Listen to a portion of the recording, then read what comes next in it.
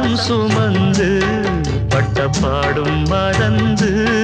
பிள்ளை செல்வம் பிறக்க அள்ளி கையில் எடுக்க